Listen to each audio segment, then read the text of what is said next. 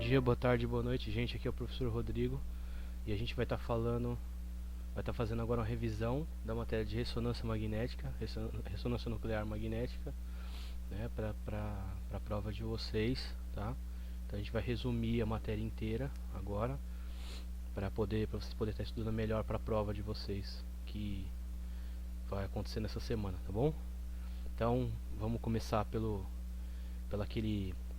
aquela analogia que a gente faz entre a tomografia e a ressonância, né? Basicamente falando, a tomografia é um aparelho que tem um arco, né? E esse arco ele possui dentro dele um tubo de raio-x e no seu lado oposto, né? Ele possui um banco de detectores, né? E no centro, entre os dois, fica o paciente, né? Que no caso um desenho de uma cabecinha aqui, é um paciente, cabeça do paciente. E aqui o foco do raio-x, né? Lembrando que esse raio-x é extremamente colimado, né? E cada volta que dá em torno da cabeça do paciente, ele gera um corte da imagem, que nem vocês estão vendo aqui, ó, né? Cada volta que der vai fazer uma fatia da parte a ser estudada do paciente, né? Então cada volta que dá, ele cria uma fatia, né? chamada parte, né, de um bloco. Aqui no caso você tem um voxel, né? O pixel seria um quadradinho desse aqui, né? E o voxel seria o quadradinho com a profundidade, ou seja, num plano tridimensional, né? Então você tem profundidade, altura e largura, né? Aqui você só tem altura e largura, certo? Na imagem. Então isso possibilita que haja reconstrução da imagem em 3 dimensões, ou seja, imagens 3D, né? Se você juntar todas as fatias que você radiografou, você forma um bloco, e com esse bloco você consegue gerar imagens 3D. Ou então você deixa as imagens separadas e vê elas em anatomia topográfica, que é em secções, em cortes, né? Então, esses detectores, né, eles vão calcular a atenuação do feixe, né? E através dessa atenuação, né, eles vão gerar o conversor do aparelho vai converter essa recepção em dados, né? Vai fazer uma reconstrução matemática da recepção dos feixes atenuados e vai transferir isso para o computador, e o computador vai dispor aquilo na tela como tons de cinza, né? Mais escuros ou mais claros, né? Tendo como visualizar isso num plano bidimensional, né, num corte simples, ou num plano tridimensional, numa reconstrução 3D, tá? Então a tomografia funciona assim. Já a ressonância magnética é diferente. Na ressonância magnética nós não temos uma ampola dentro do tubo, né? Nós temos um tubo, né, e esse tubo tem um magneto dentro dele, né, que é um ímã gigante ou então uma bobina gigante, né? E esse tubo ele gera um campo gravitacional, um campo magnético de alta intensidade dentro dele, né, que vai variar aí de 0,1 até 4 Tesla mais ou menos, né, dependendo da potência do campo magnético gerado, tá? Então dentro do tubo aqui da ressonância, né, do gantry, que gantry seria o nome dessa entradinha aqui, tá? Dentro desse túnelzinho que tem aqui, né, nós temos esse magneto inserido lá dentro, né? E ele cria esse campo, e esse campo ele é fundamental. Vou explicar mais pra frente aqui o porquê que ele é fundamental, mas primeiro vamos falar do básico, né, do setor de ressonância. Então a gente tem um computador, que é o computador que o profissional, né, vai operar, né, e vai selecionar lá os parâmetros do paciente, como nome, idade e tal, né, as características, e o exame a ser relacionado. Vai fazer uma ressonância do joelho, vai fazer uma ressonância do abdômen, é como, é sem contraste, não sei o que, né? Vai selecionar tudo no computador. E o computador, né, dependendo do que o profissional selecionar, vai mandar informações para a interface de controle. Interface de controle é outro computador, é um computador autônomo que não necessita da intervenção humana, né? Ele recebe os dados, ele processa e envia. Então ele vai receber esses dados e vai separar as informações para os diferentes componentes do aparelho de ressonância magnética. Então aqui a gente tem o transmissor de radiofrequência, né? Então ela vai mandar pro transmissor de radiofrequência, qual é o tipo de frequência que ele vai emitir, né, conforme solicitado aqui no computador pelo profissional, né? E também vai informar para o receptor qual que é a frequência recebida, né? Então isso pode ser alterado dependendo do tipo de exame que você for fazer. Vai mudar, vai variar, tá bom? Aqui no caso está fazendo uma ressonância da cabeça aqui do bonequinho, né? Repara que a cabeça dele está dentro do campo magnético. Toda ressonância tem que ser feita com a parte estudada dentro do campo magnético, tá? Vou explicar depois o porquê, o que o campo magnético faz, tá? Então, o transmissor de radiofrequência vai enviar radiofrequência para a cabeça do paciente. Isso vai gerar uma ressonância, né? Vai gerar um outro sinal que vai sair da cabeça do paciente e vai ser captado pelo receptor, mas isso acontece se estiver dentro do campo magnético, não esquece, tá? Quando o receptor receber o sinal, ele vai mandar para o conversor, tá? O conversor vai pegar a intensidade desse sinal e vai transformar em dados, tá? Então ele vai passar para dados digitais, para dados matemáticos, que vai mandar para o computador. O computador vai quantificar esses valores e vai transformar em tons de cinza, tá? Vai fazer brilhar pixels em tons de cinzas de preto até branco, né? E também em 3 dimensões se for necessário. Aí vai depender do que está sendo necessário, do que foi pedido nessa ressonância magnética, tá bom? Então é basicamente isso aí, o funcionamento do setor, né? Assim, o esquema do funcionamento, né? Então, o que é planos e cortes, né? Aqui nós temos um boneco aqui, né, da posição anatômica, e aqui nós temos planos fatiando, né, esse boneco.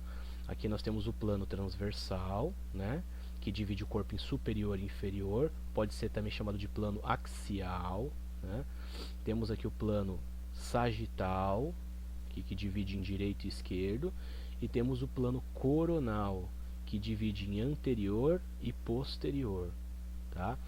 Então, os exames tanto de tomografia quanto de ressonância vão dividir o corpo nesses planos, tá? Que nem, por exemplo, aqui eu tenho um abdômen, né, cortado, fatiado nesse nível aqui do raio-x de abdômen, ó, no nível dos rins, tá vendo?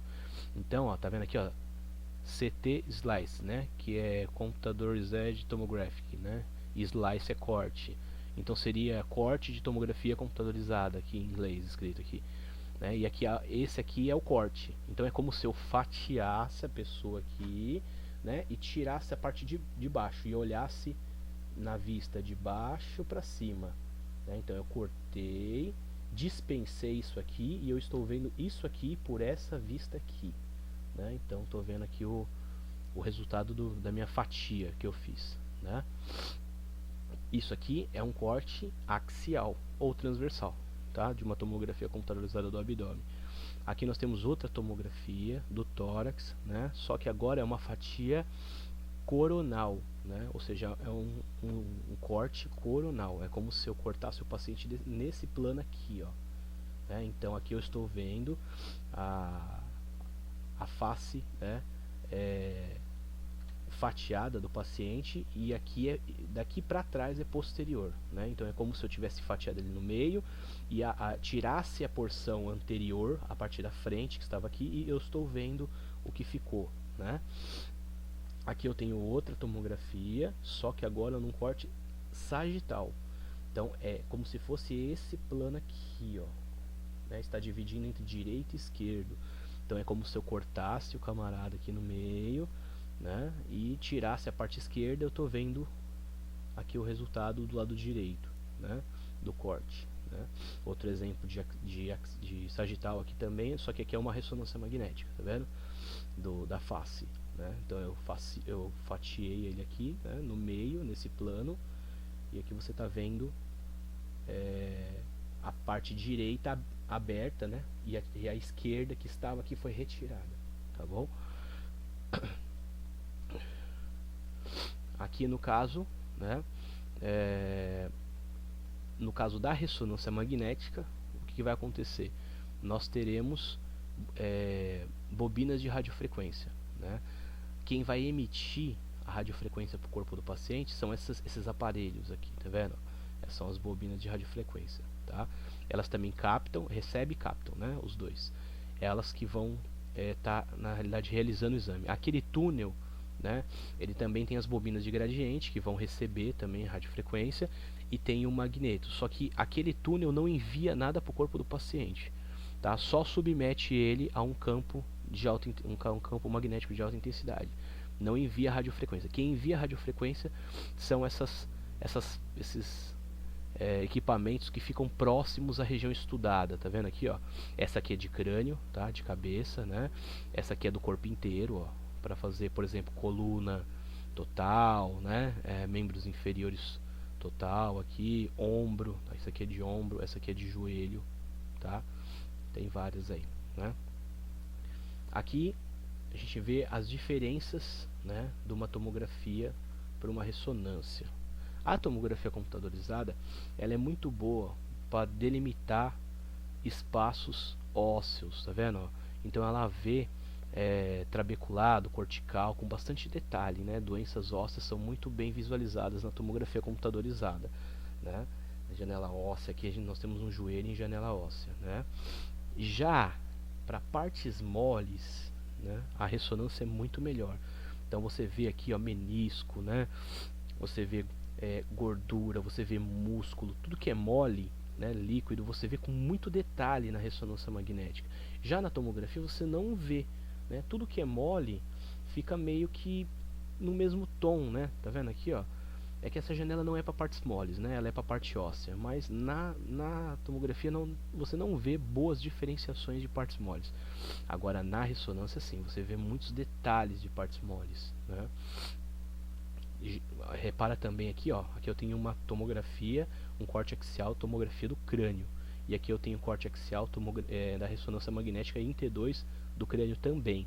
Aqui tem doenças similares, né? Eu não sei se é do mesmo paciente, mas são similares, são parecidas, né? As duas doenças aqui, ó. Repara que aqui a visualização, né, da doença, ela é bem inferior, né? O detalhe da patologia é bem inferior do que se você analisar no T2 da ressonância. O T2 da ressonância mostra com muito mais detalhe patologias em partes moles, com órgãos moles, como o cérebro, por exemplo, né? Lógico, a tomografia é muito mais ágil, né? Um exame mais rápido, de mais fácil acesso em casos de trauma craniano, por exemplo, mas em caso de um estudo mais aprimorado, a ressonância é melhor, tá? As duas são necessárias, lógico, lembrando, tá?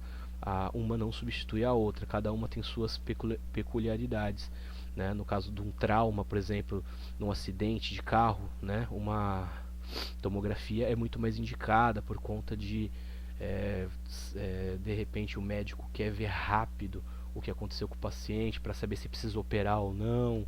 Então a tomografia é rápida, ele pode constatar isso rapidamente e transferir o paciente para o centro cirúrgico. Já a ressonância é mais demorada e isso pode agravar o quadro do paciente.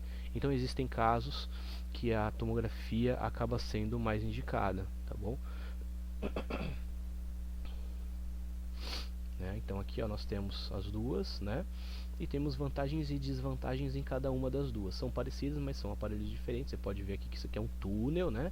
Isso aqui é só um arco, né? Coisa assim, não tem aquele túnel extenso, né? O paciente passa por aqui e vai para o outro lado. Aqui não, aqui ele permanece lá dentro, né? Por isso que esse exame é um pouco claustrofóbico.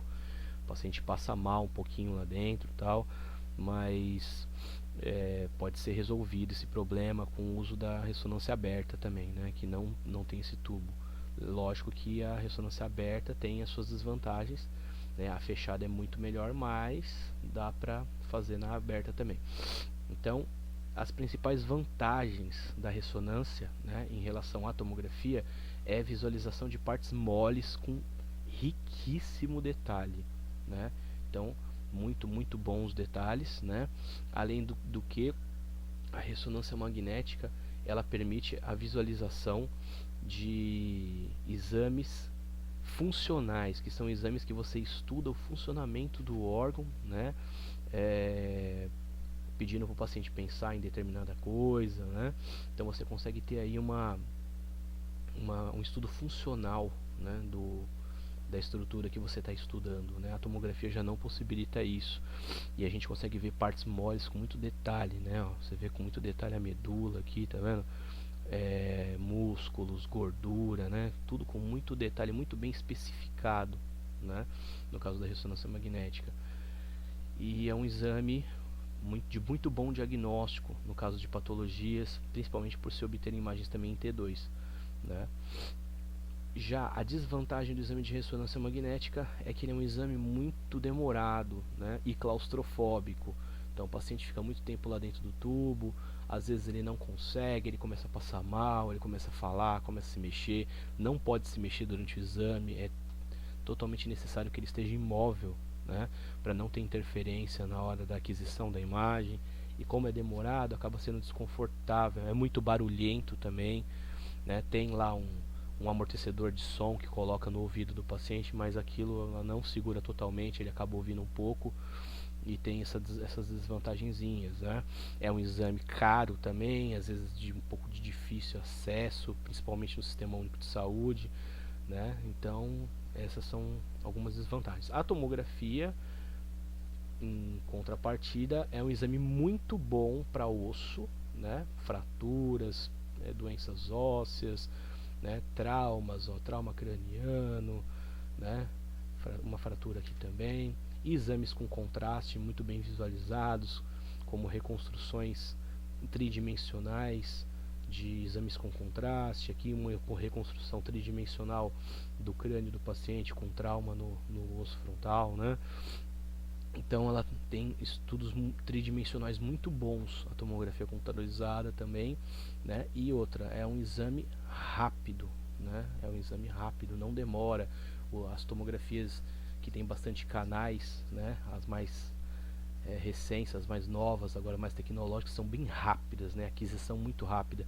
Então é um exame muito dinâmico, é mais barato do que a ressonância também, né? E acaba sendo de mais fácil acesso a tomografia computadorizada, né? E uma vantagem que eu também esqueci de falar da ressonância é que ela não usa raios X, ela usa radiofrequência, o que não é danoso ao organismo, né?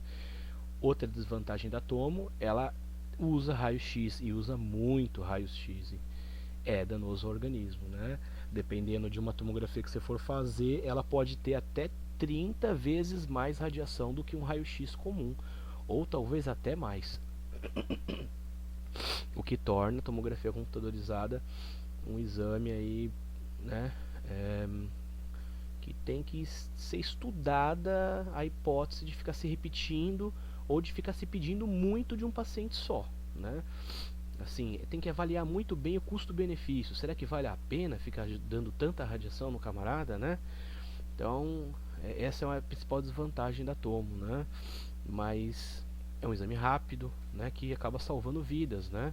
Muito bom para estudar trauma craniano quando o paciente chega aí no setor de emergência do hospital, né, com queda de moto, queda de bicicleta, atropelamento, né, acidente de carro, né, acidente de trânsito em geral. Acaba sendo um exame rápido, né, de rápido acesso, tá?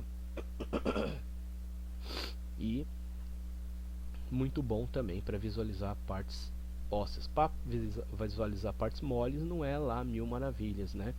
Até mostrei aqui a comparação da tomo com a ressonância. Você vê aqui discretamente que tem, discretamente não, desculpa, claramente que tem muito mais detalhe na ressonância do que na tomografia, né? Faltam detalhes aqui das partes moles, né? E que são demonstrados com muita clareza aqui no T2 da ressonância.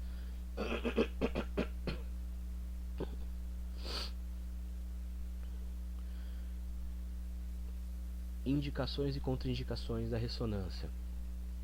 Indicações principais são exames, né, de partes moles, né, articulações como ombro, joelho, né, que tem cartilagem, líquido sinovial, né, que tem bastante musculatura, né, coluna, né, coluna vertebral aí patologias envolvendo medula, hérnias de disco, né? Ressonância magnética do encéfalo, né? Para doenças neurológicas, também são muito realizadas, né? Então, o principal foco da ressonância magnética são as partes moles, tá? O principal foco, né, do estudo. E exames funcionais também, né? Então, é muito bem visualizado, né? Cartilagens, né? Tudo que é parte mole é muito bem visualizado. Contraindicações da ressonância magnética, né? Pessoas com metais ferromagnéticos no interior do corpo não podem realizar. Pacientes com marca-passo ou com medidores cerebrais também não podem fazer o exame, tá? Pacientes com histórico de claustrofobia, né, tem que ser estudado se é possível realizar, tem que ser conversado com o paciente antes, né? E se não for possível, ou é feito com sedação, né, para o paciente dormir durante o exame, ou então é feito na ressonância aberta, tá? Aí vai depender aí do serviço, ou da clínica, ou do hospital onde está sendo realizado, né? Da disposição de equipamento e tudo mais, tá? Essas são as principais contraindicações. E também gravidez, né, principalmente nos primeiros meses, porque como tem uma grande quantidade de líquido, né, na região uterina, quando o bebê está se formando, aquele líquido esquenta e a temperatura pode ser, não estou falando que vai causar, mas pode causar alguma complicação, tá? Então não é recomendável que faça ressonância magnética nos primeiros meses de gestação, tá? Principalmente naqueles meses que tem bastante líquido ali no útero, tá? Então é contraindicado também, né? Nesses casos, tá? E lógico, né? É contraindicado entrar dentro da ressonância com qualquer metal no corpo, né? E também com cartão magnético, senão você vai perder seu cartão magnético, vai desmagnetizar tudo, né? Então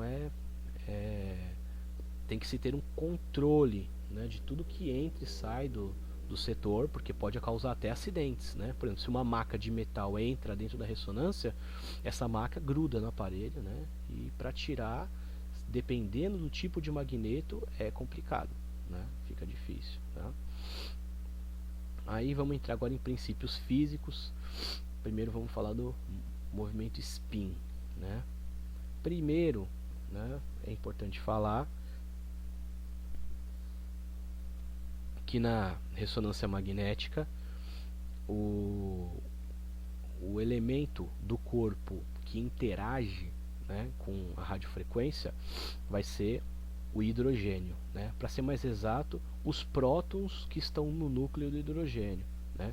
Esse aqui é o hidrogênio, tá? Ele é o número 1 da tabela periódica, né? E a massa dele é 1,00794, né? Ou seja, praticamente 1. Alguns, né, muito raros hidrogênios da natureza possuem um nêutron junto, mas é muito difícil, tá?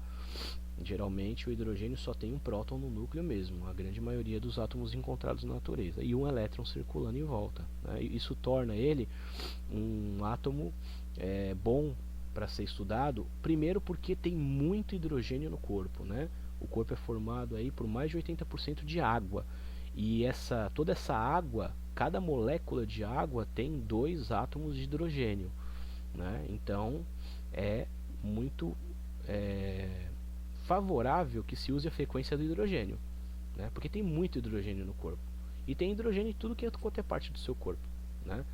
Então é muito favorável que se use a frequência do hidrogênio, tá? Que o exemplo do átomo do hidrogênio, né? E isso aqui é o próton do núcleo do hidrogênio. Só tem um próton no núcleo, não tem mais nada, né? Só tem isso aqui, o que torna também isso favorável também. Se tivessem mais prótons, mais partículas, seria mais complicado um pouco, mas como só tem um próton, acaba sendo favorável também, né? Aí esse próton do núcleo, né, ele realiza um movimento em torno de si mesmo chamado de movimento spin, né? Que nem o planeta. Nosso planeta ele gira em torno de si mesmo, né? Esse movimento de rotação se chama spin, tá? E esse movimento de rotação cria um campo gravitacional em torno do corpo que gira, tá? Dependendo do lado do corpo que gira, ele ganha um norte e um sul, tá? Se ele girar para um lado, o norte fica aqui, o sul fica aqui. Se ele girar para o outro, inverte a polaridade. O norte fica embaixo, o sul fica em cima, tá? No caso dos prótons de hidrogênio do corpo do paciente, alguns vão apontar para o norte e alguns vão apontar para o sul. Os que apontam para o norte são os paralelos, e os que apontam para baixo, né, para o sul do ímã, são os antiparalelos. A maioria vai apontar para cima, para o norte, né, do magneto. Esses são os paralelos. Os que apontarem para o sul do magneto serão os antiparalelos, que são a minoria, tá? Lembrando, são a minoria. Aí o que vai acontecer? Quando o paciente entrar no campo magnético, né, do aparelho de ressonância magnética, dentro do tubo de ressonância magnética, ele vai estar sob influência desse campo magnético, que vai ser muito intenso lá dentro, tá? Quando ele entrar, os núcleos dos átomos de hidrogênio, ou seja, os prótons de hidrogênio, vão entrar em precessão, tá? O que é precessão, né? É um movimento parecido com o do peão. Quando você puxa a cordinha e o peão roda, ele não fica oscilando no próprio eixo, né? Essa oscilação se chama precessão, tá? Aqui eu coloquei um exemplo de um videozinho, né, mostrando o que é precessão. Então, ó, quando ele entrar, ele vai apontar para o norte, né, do magneto, para o norte aqui, né? Alguns vão apontar para o sul, que são os antiparalelos, tá? A maioria aponta para o norte. E vai ficar fazendo esse movimento aqui que você está vendo agora, ó. Esse movimento é o movimento de precessão, tá? O movimento de precessão é constante, tá? Todos os prótons de hidrogênio vão ficar apontando para essa direção, entendeu? E nessa mesma função aqui, nessa mesma constância, tá vendo? Ó, similar similar a um peão, né? Olha lá, tá vendo? Ó, o anel aqui, ó, esse anel ele define, né, a constância da rotação da precessão do núcleo do átomo, que é o próton, né? Lembrando que a setinha é o norte do próton e essa basezinha é o sul do próton, tá? Então o norte do próton aponta para o norte do magneto, tá? Lembrando disso, né? E a frequência é sempre a mesma, a frequência nunca muda, tá? Professor, aonde é o norte do magneto, né? Tá vendo isso aqui, ó? Tá vendo esse esquema aqui, ó? Imagina que esse aqui é o magneto, esse aqui é o tubo, o túnel, né? O gantry, certo? O paciente vai entrar por aqui, ó, né? Então aqui é o fim do túnel, tá? O norte do ímã é o fim do túnel, tá? O sul do ímã é por onde o paciente entra, tá bom? O norte do ímã é determinado como eixo Z, tá? E as paredes do ímã são o plano XY. Então, as paredes do ímã são o plano XY, tá? Então, o norte é o eixo Z, tá vendo aqui, ó? Quando os prótons estão fora do magneto, eles apontam cada um para uma ordem aleatória, não segue um padrão, tá? Quando você coloca ele dentro do magneto, né? Ou seja, quando o magnetismo é diferente de zero, né? Passam a apontar para o norte, a maioria para o norte, fazendo precessão, né? Todos eles fazendo precessão, e alguns apontando para o sul, que são os antiparalelos, tá? Apontando para o sul, também fazendo precessão. Então uns apontam para o norte fazendo precessão, outros apontam para o sul fazendo precessão, tá? Lembrando que o campo magnético ele tem uma medida, né? Que a gente mede ou em Gauss ou em Tesla, tá? Quanto maior for o Tesla ou maior forem os Gauss, tá? Mais satisfatório é a quantidade de prótons que fazem precessão. Isso melhora o rendimento do nosso aparelho, tá? Melhora o rendimento do exame de ressonância magnética. Então, quanto mais Tesla tiver o aparelho, melhor vai ficar o exame de ressonância magnética, tá? Lembrando que o campo gravitacional do aparelho de ressonância magnética, ele é aí de 20 a 50 mil vezes maior do que o da Terra, tá? Dependendo da potência, lógico, do aparelho de ressonância magnética e dependendo também da altura que você está na Terra, né? Da altitude, tá? Então, é muita coisa, né? O aparelho de ressonância magnética, o campo gravitacional dele é muito mais intenso que o da Terra. Por isso que se você entrar com algo de metal lá dentro, ele vai grudar. E para arrancar esse algo de metal do aparelho, é uma briga, é muito difícil, tá? Precisa às vezes de 5, 6 homens para arrancar algo de metal que grudou no aparelho. Tá? Então, tem que ter esse cuidado para não entrar. Aqui tem a definição do eixo de precessão. Ó. A precessão é feita sempre no eixo Z, tá? Sempre no eixo Z. Às vezes apontando para baixo, que são os antiparalelos, e a maioria deles apontando para cima, que são os paralelos. Então esses são os prótons que estão em precessão no paralelos, né, ao eixo Z. Então o eixo Z é esse aqui, tá? Continuando aqui, lembrando, vamos voltar aqui, ó, para ficar mais claro, que o norte do ímã está lá, está aqui, ó, aqui é o sul, tá? E as paredes são o plano XY, tá? Para ficar claro, para não acabar não confundindo, né?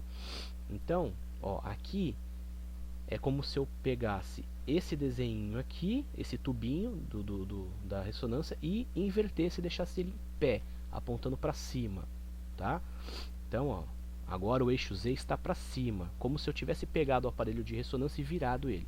Só para poder entender melhor como funciona o relaxamento T1 e T2, tá? Como funciona o movimento de magnetização transversal e longitudinal. Então o que acontece?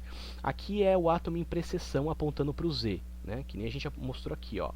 Ele está em precessão apontando para o Z, né? Apontando para o Z, né? Que seria aqui, que seria o norte do ímã. Lógico que o aparelho de ressonância vai estar deitado, ele não vai estar em pé. Só o esquema é mostrado em pé, tá? Então aqui, ó, né? O próton do paciente foi colocado dentro do campo magnético, a cabeça, sei lá, a parte do corpo a ser estudada, e os prótons do corpo dele começaram a apontar para o eixo Z fazendo precessão, né? Aqui em cima, aqui, ó, precessão. Só que ainda não tem influência da radiofrequência, tá? Aí eu ligo a radiofrequência. Quando a radiofrequência é enviada para o próton, ele recebe essa energia e começa a mudar a amplitude da precessão, ó, tá vendo? E a precessão começa a abrir e vai abrindo cada vez mais, ó, tá vendo que aqui já abriu mais ainda, ó, e o movimento de precessão do próton vai se aproximando do plano XY, ó. Olha lá, aqui já aumentou mais ainda, ó, tá vendo? Ó, aqui aumentou mais ainda, a radiofrequência ainda está ligada, ó, aumentou mais. Agora ele está no plano transversal, ou seja, ele está no plano XY, ele está rodando aqui, ó, né?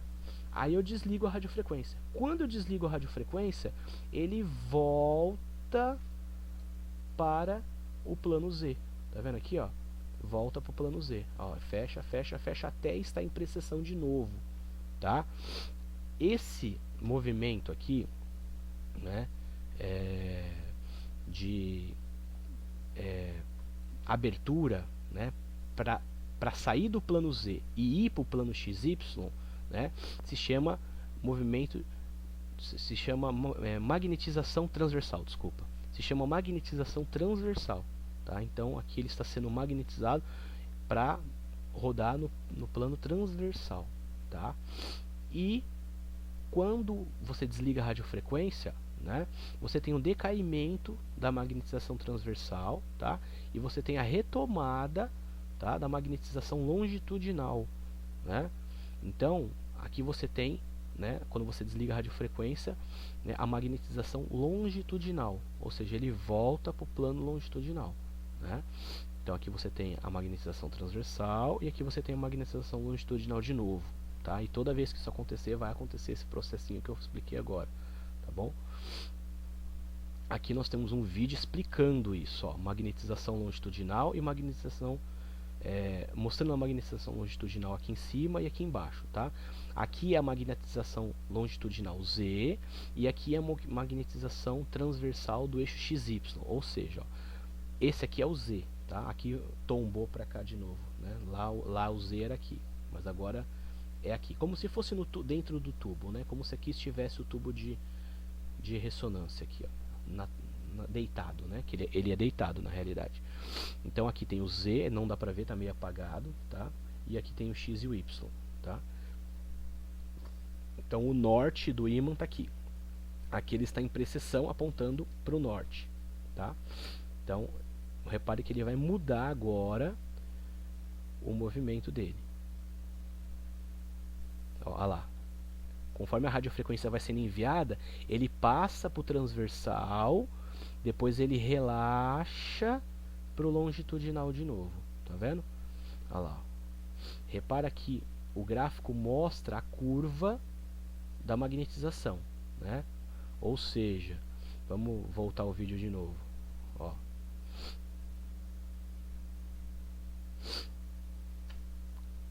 Quando ele iniciar, ó, eu tenho um decaimento do eixo longitudinal, ou seja, ele decaiu, né? E agora eu tenho uma retomada do longitudinal. Então agora o longitudinal cresceu, tá vendo? Ó, cresceu, né? MZ, o Z tá aqui, né? Então ele saiu daqui e veio para cá, né? E isso aqui subiu. Então você tem uma retomada da magnetização longitudinal e você tem um decaimento da magnetização transversal. Tá vendo aqui? Em ambos os esquemas aqui, né? Então, no caso aqui, ó, né, que nem vocês vão ver agora.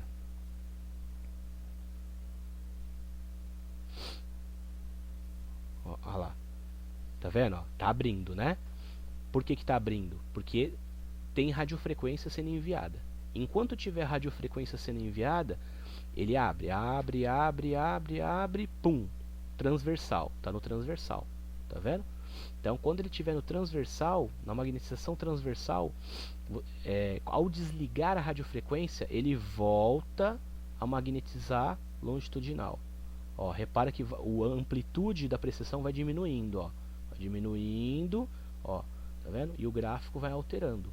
Então ele está retomando o eixo longitudinal e ele está deixando o eixo transversal, tá vendo? Olha lá.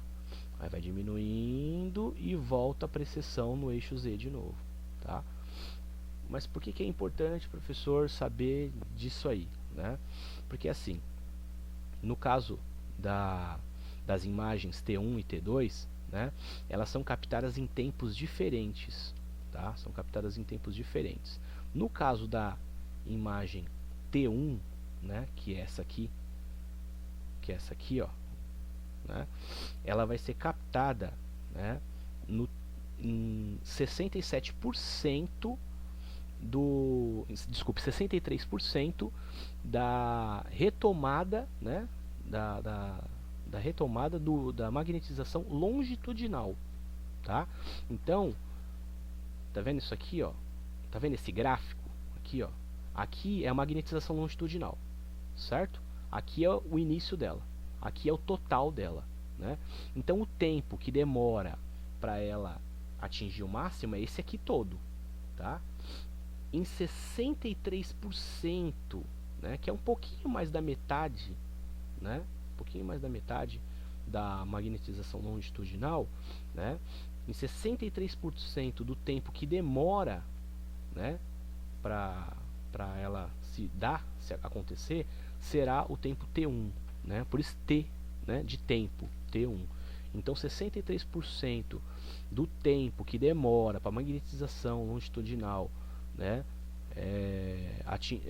o tempo que demora para magnetização, desculpa, falei errado. O tempo que demora para magnetização longitudinal atingir 63%, né, é o T1, tá? E aqui no caso o T2 é o contrário, tá? O T2 é o tempo que demora para magnetização transversal relaxar 37%, tá? Então, em 37% do relaxamento, né, transversal, né, vai acontecer o T2, que é essa imagem aqui, tá? Repara que são imagens diferentes, né? Que brilham em intensidades diferentes. Então, graças a esse movimento, né, que o espiral que o próton faz, você tem diferentes tons de imagem para estudar, tá? Eu não vou cobrar muito de vocês, porque essa matéria não é uma especialização em ressonância magnética, é mais uma iniciação, né, para vocês conhecerem um pouco da ressonância magnética. Mas é importante vocês saberem, né, por que as colorações das janelas de ressonância magnética são diferentes. Tá? É importante estar sabendo. Então nós temos 3 aqui, né? As mais importantes são essas duas, mas também tem a imagem flare. Ela é bem parecida com a imagem da tomo, né? Repara que os tons de cinza dela são de densidade, são parecidos com a da tomografia, né? Mas as mais usadas são essa aqui. A T1 é uma imagem muito anatômica, né? Muito boa para mostrar anatomicamente, né, o corpo do paciente. Já a T2 ela é uma imagem muito boa para demonstrar patologias, né, onde você tem as partes líquidas mostradas, evidenciadas em branco, né, que a gente chama de hipersinal. As patologias geralmente algumas patologias elas emitem esse tal de hipersinal, que é essa coloração mais branca aqui, né. No caso aqui não tem patologia, né, mas lógico, o especialista em imagem vai saber identificar, né, quando o hipersinal é patológico ou não, e quando ele é normal ou não, né? Aqui no caso é normal, mas como é líquido, no T2 foi mostrado num branco mais evidente, tá? No caso dessa ressonância magnética, o paciente não tem nada, né? O paciente normal aí, só para evidenciar, mostrar a diferença de uma janela para outra, né? De um tempo de aquisição para outro, né? Da T1, T2 e flare, tá? Aqui nós temos o gantry, né, que eu expliquei para vocês agora há pouco, né? E dentro do gantry, né, dentro do mais interno, né, do que o magneto, nós temos as bobinas de gradiente, tá? Nós temos o gradiente X, Y e Z. Cada um deles capta uma coisa, tá? As bobinas X, né, que são as que estão na lateral, né, elas estão na lateral. Como elas estão na lateral e o paciente está deitado aqui de barriga para cima, elas vão captar as imagens sagitais, né, direita e esquerda, tá? As bobinas Y estão na face anterior e posterior do corpo, então vão captar as imagens coronais, cima e baixo, né? Ou seja, ventre e costas, tá? E os anéis, que são as bobinas Z, né, vão captar as imagens axiais, ou seja, é como se fossem as fatias, né, do corpo do paciente, vão captar as imagens axiais, tá vendo aqui, ó, aqui mostrando aqui o exemplo, né, de cada uma no eixo Z, né? Lembrando que esse aqui é o norte do ímã, ó, norte do ímã, tá vendo? E a propagação, né? Lembrando que as bobinas de gradiente só recebem radiofrequência, tá? Só recebem a ressonância, né? E lembrando que a ressonância acontece nessa fase aqui, ó, nessa aqui. Então você manda a radiofrequência, tá? Depois de mandar a radiofrequência, quando o próton voltar para a magnetização longitudinal, que ele vai emitir a ressonância. E a ressonância vai ser captada pelo aparelho, tá? Então é dessa fase para frente, tá? Daqui para trás eu envio a radiofrequência, né? Quando eu desligo a radiofrequência, que ele vai dar a resposta, que é a ressonância, né? E esse sinal vai vir numa frequência que o aparelho vai captar e vai medir, né? Vai quantificar, tá bom? Aqui nós temos a bobina de radiofrequência. São essas bobinas que vão emitir a radiofrequência no corpo do paciente, tá? E também vão receber também, vão emitir e receber, tá? Mas a outra bobina, a bobina de gradiente, não emite. Ela só capta. Essa aqui emite e capta, tá? Repara que ela tem que ficar bem juntinha do corpo do paciente para que não haja tanta interferência, tá? Ela tem que ficar bem coladinha no corpo do paciente, de preferência, tá bom? E para finalizar também, tinha que falar mais um assunto. Ah, tá, lembrei dos tipos de magneto, né? Nós temos três tipos de magnetos assim principais, né? Que são o resistivo, né? O permanente e o supercondutor. Qual a diferença deles, né? O resistivo é uma resistência, né? De fios enrolados, né? Que se energizam com muita energia e essa energia fica girando, né? Criando uma bobina, né? Então o que acontece? Esses fios enrolados lá dentro, eles superaquecem muito, porque o fio, né? Ele recebe uma carga muito grande de energia. E esse aparelho gasta muita energia mesmo, tá?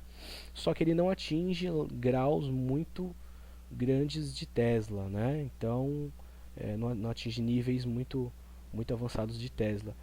E acaba sendo um aparelho assim com gasto energético bem caro, tá? Os permanentes, eles não têm o fio, eles são ímãs, né? Então não dá para desligar o campo magnético, não tem como, porque como eles são ímãs, né? O nome já fala permanente. Os ímãs não podem ser desligados, né? Ele tem um tempo de vida útil, lógico, mas ele não pode ser desligado. Ou seja, se algo acontecer um acidente, algo grudar, tem que tirar na força mesmo, não tem jeito, tá? E o supercondutor é igual ao resistivo, só que com um fio supercondutor, né? Um elemento supercondutor com uma condução muito alta, tá? Só que esse esquenta muito mais do que o resistivo, tá? Então, como ele esquenta absurdamente, ele precisa de gases criogênicos para poder resfriá-lo, tá? O supercondutor é o melhor que tem em questão de Tesla, né? Tem de 4 Tesla, né? Então é um aparelho muito potente. Porém, é o que eu falei, gasta uma energia absurda e precisa de gases criogênicos para poder resfriá-lo, né? Geralmente o hélio líquido, né? Ou o nitrogênio líquido, né? Então precisa aí desses gases, né? Que são caros também, aliás, não são baratos, né? E tem que ser feita a manutenção desse aparelho periodicamente, lógico. Então, são muito bons, né? Porém, são assim de uma manutenção mais cara, vamos dizer assim, tá? E quanto maior for a potência do campo magnético, né? Como eu disse lá atrás, quanto maior for a potência do campo magnético aqui desse desse desse ímã, né? Melhor será a aquisição das imagens de ressonância magnética, né? Lógico que a imobilidade do paciente também vai contribuir muito. Então, quanto mais imóvel, mais quietinho ele ficar, né, melhor também a visualização das imagens de ressonância magnética, tá bom? Então, gente, é isso aí. Espero que esse vídeo tenha ajudado vocês aí, tá? Nessa matéria. Eu sei que mesmo sendo só a parte básica do assunto, é meio confuso, né? Mas eu espero que o vídeo ajude vocês a estudarem para a prova de vocês aí, tá bom? Se vocês gostaram do vídeo, se inscrevam no canal, né? Clica no joinha para dar um like aí. E bons estudos a todos e um abraço para todo mundo aí. Até a próxima, gente.